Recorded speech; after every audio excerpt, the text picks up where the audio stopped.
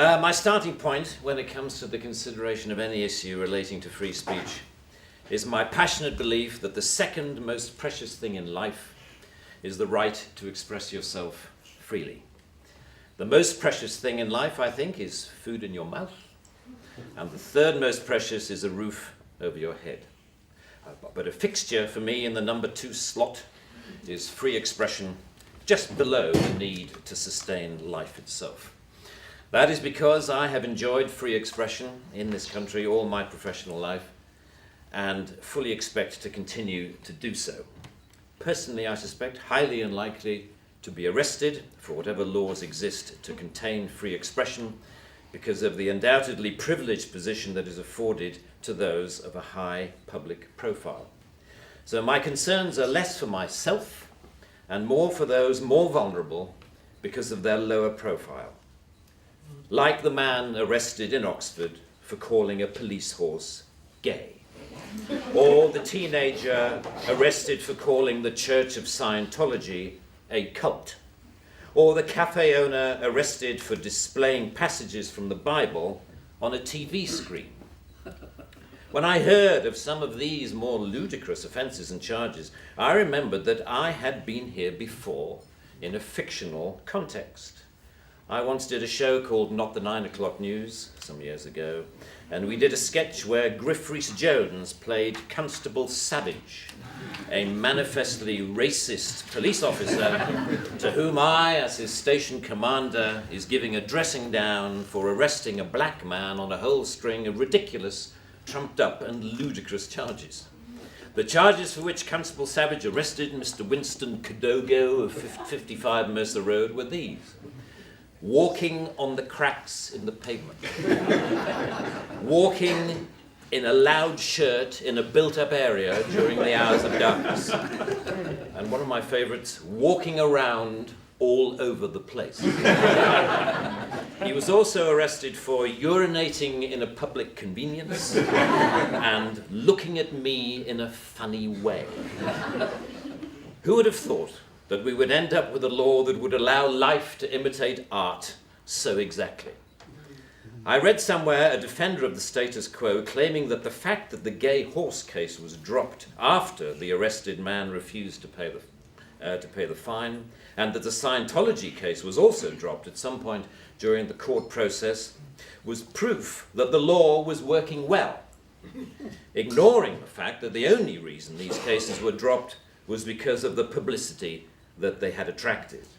The police sensed that ridicule was just around the corner and withdrew their actions. But what about the thousands of other cases that did not enjoy the oxygen of publicity, that weren't quite ludicrous enough to attract media attention? Even for those actions that were withdrawn, people were arrested, questioned, taken to court, and then released. That isn't a law working properly. That is censoriousness of the most intimidating kind, guaranteed to have, as Lord Deer says, a chilling effect on free expression and free protest. Parliament's Joint Committee on Human Rights summarised, as you may know, this whole issue very well by saying, while arresting a protester for using threatening or abusive speech may, depending on the circumstances, be a proportionate response, we do not think that language or behaviour that is merely insulting should ever be criminalised in this way. The clear problem with the outlawing of insult is that too many things can be interpreted as such. Criticism is easily construed as insult by certain parties. Ridicule easily construed as insult. Sarcasm, unfavourable comparison, merely stating an alternative point of view to the orthodoxy can be interpreted as insult. And because so many things can be interpreted as insult, it is hardly surprising that so many things have been, as the examples I talked about earlier show.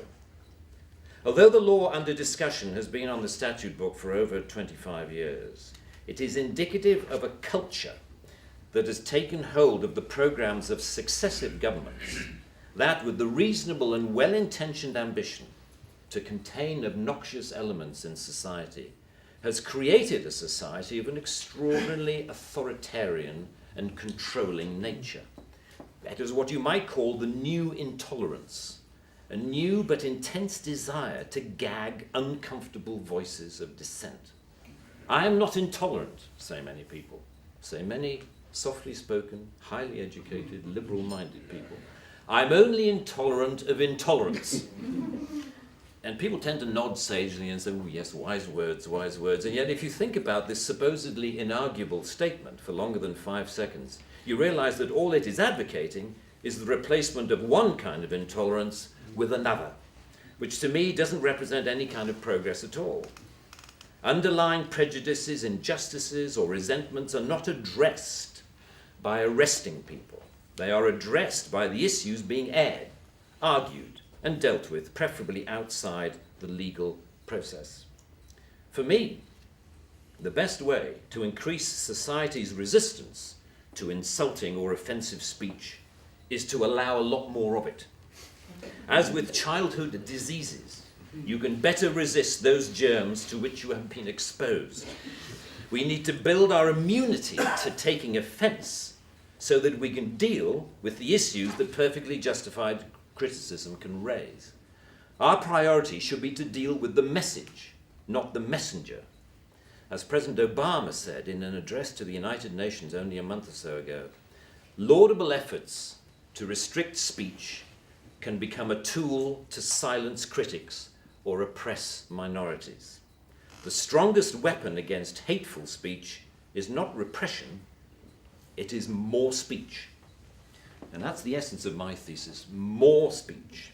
If we want a robust society, we need more robust dialogue, and that must include the right to insult or to offend.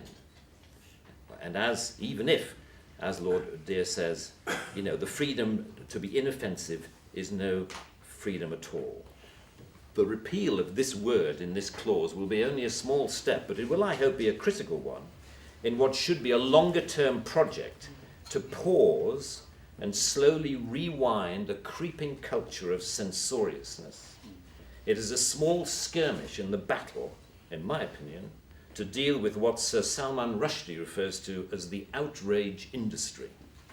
Self-appointed arbiters of the public good, encouraging media-stoked outrage to which the police feel under terrible pressure to react.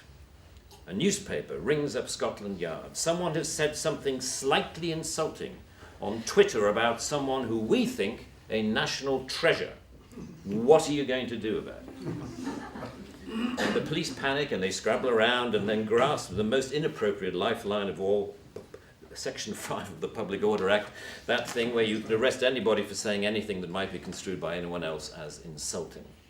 They don't seem to need a real victim. They need only to make the judgment that somebody could have been offended if they had heard or read what has been said. The most ludicrous degree of latitude.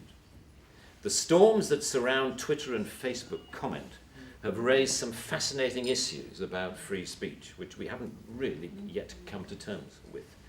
Firstly, that we all have to take responsibility for what we say, which is quite a good lesson to learn. But secondly, we've learned how appallingly prickly and intolerant society has become of even the mildest adverse comment. The law should not be aiding and abetting this new intolerance. Free speech can only suffer if the law prevents us from dealing with its consequences. I offer my wholehearted support to the Reform Section 5 campaign. Thank you very much.